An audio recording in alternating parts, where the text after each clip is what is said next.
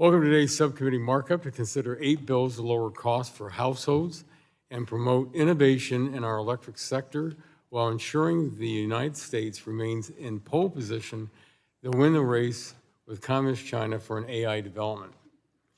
The legislation before our subcommittee is the culmination of extensive regular order process to ensure sufficient public input and technical assistance. Throughout this Congress, witnesses before our subcommittee have made things crystal clear. Our nation is in the midst of concerning a reliability crisis. Affordability challenges are straining household budgets, and electric sector must meet the moment to ensure our country can compete and win in the next generation economy. Pardon me. These pillars have been our North Star. Today, we're taking action to improve the daily lives of everyday American families. Importantly, H.R. 9340, the Ratepayer Protection Act, introduced by my colleague from Colorado's 8th Congressional District, seeks to ensure that costs associated with rapid load growth are not placed on the backs of captive ratepayers. This concept is simple. Hardworking American households should not foot the bill for the costs that are caused by the growing electricity demands from large energy users. Using a light touch targeted and forward-looking approach, H.R. 9340 provides direction to state utility commissions to establish large load tariffs that can methodically fuel investment into job-creating industries while protecting households from picking up the tab. Our electric grid needs additional capacity, and fast yet transmission costs have increased dramatically in the 21st century, while fuel and generation costs have plummeted. The cheapest transmission line is one that you don't have to build. H.R. 6633, the High Capacity Grid Act, sponsored by our colleague from North Dakota's at-large congressional district, will enhance our bulk power system with advanced conductors that have a higher carrying capacity. To usher in a modernized electric system, H.R. 9335, the Advanced Transmission and Reduced Rates Act, sponsored by our colleague from Texas's 12th District, will bolster important work of the Department of Energy to develop innovative grid solutions and make it easier for utilities to deploy these technologies.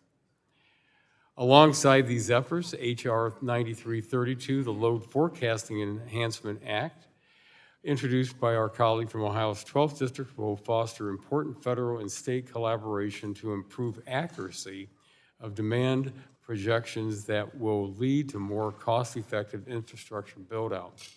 It's important to address what impacts AI has on the grid, but equally important to consider how AI can be used to improve the grid.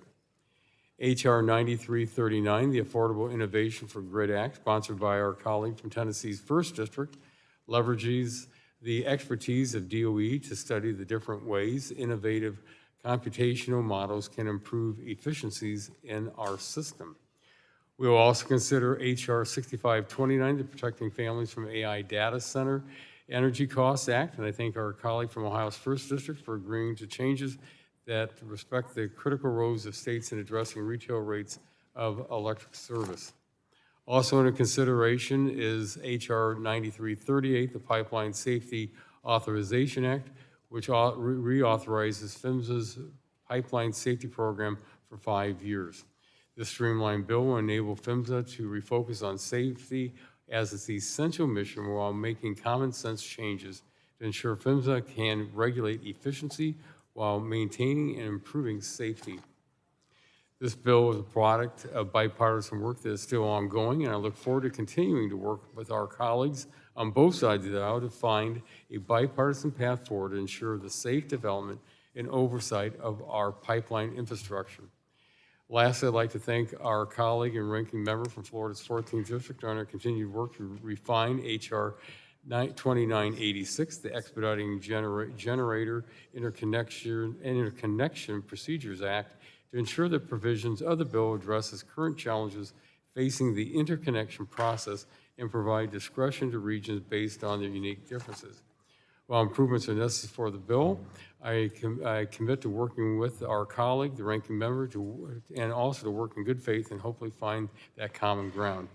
Altogether, this timely subcommittee markup takes another step to affirming American energy dominance for the benefit of all of our constituents. And with that, I yield back.